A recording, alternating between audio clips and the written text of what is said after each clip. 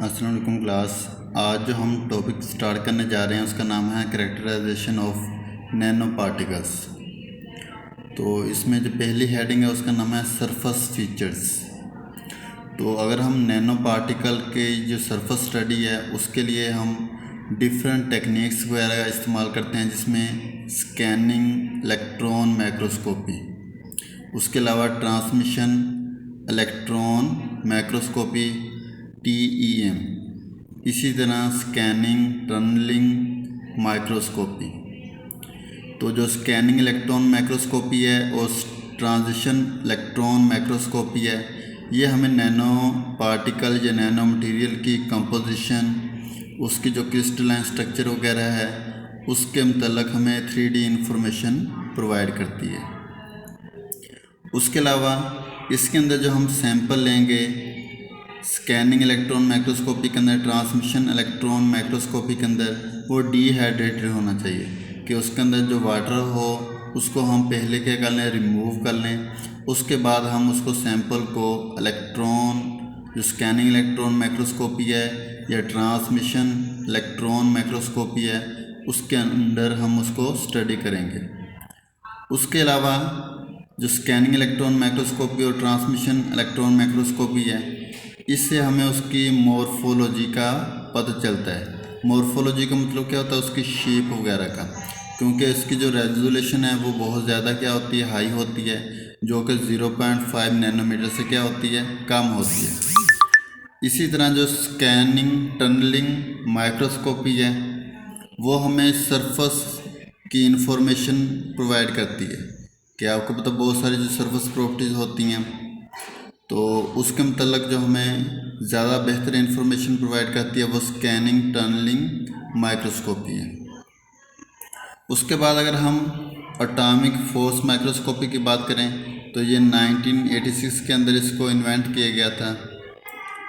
तो इससे हमें उसकी जो रफनेस ऑफ सरफेस है सैंपल की, उसका हमें बहुत ज़्यादा इंफॉर्मेशन मिलती है। उसके अलावा जो मैकेनिकल प्रॉपर्टीज़ होती हैं नैनो मटेरियल की, वो भी हम एटॉमिक फोर्स माइक्रोस्कोपी की मदद से मालूम कर सकते हैं।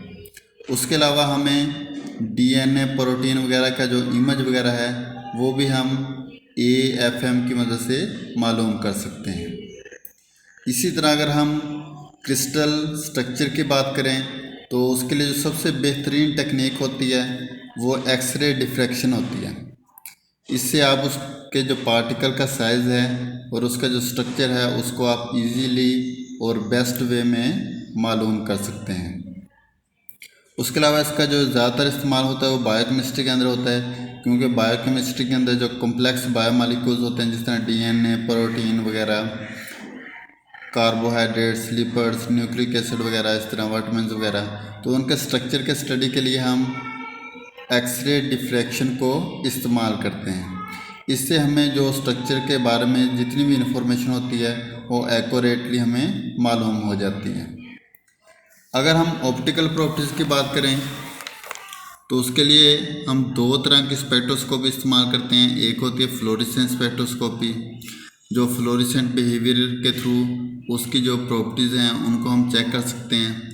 एक होती है एब्जॉर्प्शन स्पेक्ट्रोस्कोपी, उसमें हम एब्जॉर्प्शन के थ्रू, जिसमें अल्ट्रावायलेट रेज, विजिबल और इंफ्रारेड रीजन की जो वेव्स होती हैं उनको हम जब एब्जॉर्ब करते हैं स्पेक्ट्रोस्कोपी के ज़रिए, तो उस सैंपल की जो एनालिसिस होती है उसको हम अच्छी तरह जान सकते हैं कि इसके अंदर जो ऑप्टिकल प्रॉपर्टीज़ हैं वो कौन कौन सी मौजूद हैं। इसी तरह अगर हम डेंसिटी की बात करें तो जो कुछ पार्टिकल्स होते हैं जिस तरह मिथाइल मेथाक्रेलेट, इसके अंदर पोर होते हैं, ये पोरस होता है और इसमें जो स्ट्रक्चर होता है, जो अरेंजमेंट ऑफ एटम होती है वो इरेगुलर होती है, उसको हम साइकोमीटर की मदद से मालूम कर सकते हैं। इसी तरह अगर हम स्टेबिलिटी की बात करें तो जो नैनो पार्टिकल्स होते हैं उनको हम as a drug delivery vehicle के तौर पे ज़्यादातर इस्तेमाल करते हैं। तो जो ड्रग हम लेके जाना चाहते हैं या जिसको हम स्टोर करना चाहते हैं तो वो 90 डेज़ के लिए बआसानी उसको हम स्टोर कर सकते हैं अगर हम नैनो मटेरियल्स का इस्तेमाल करें। उसके बाद है लेमेलेटरी। इसका मतलब क्या है कि आपको पता है कि कुछ मटेरियल्स के अंदर नंबर ऑफ़ लेयर्स प्रेजेंट होती हैं, तो उनको हम बाई लेयर्स कहते हैं कि एक सैंपल है उसमें ये एक लेयर है, फिर उससे आगे लेयर, तो जो डिफरेंट लेयर्स होती हैं उनको भी हम, हमारे पास एक माइक्रोस्कोपी होती है जिसको हम बोलते हैं फ्रीज फ्रैक्चर इलेक्ट्रॉन माइक्रोस्कोपी। उसकी मदद से हम उसके अंदर जो लेमनलैरिटी है, जो नंबर ऑफ़ बाई लेयर्स हैं, उनको हम मालूम कर सकते हैं। उसके बाद है काइनेटिक स्टडी। इसका मतलब क्या है कि फॉर एग्ज़ाम्पल आपने कोई ड्रग वगैरह ली है, तो वो कितने टाइम के बाद जाके अपने जो एक्शन पॉइंट है जहाँ पे उसने एक्ट करना है वहाँ पे जाके एक्ट करेगी। तो पहले जो हम मेडिसिन आम लेते हैं, वो कुछ जो मेडिसिन होती थी वो बहुत देर के बाद अपने टारगेट पॉइंट तक पहुँचती थी, और कुछ जो मेडिसिन थी वो रास्ते के अंदर ही ज़ाया हो जाती हैं, अपना जो उनका इफ़ेक्ट होता है वो उसको लूज़ कर देती हैं।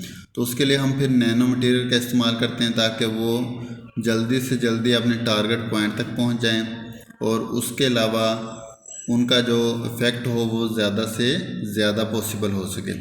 तो ये उसकी कैरेक्टराइजेशन थी नैनो पार्टिकल्स की। Thank you very much.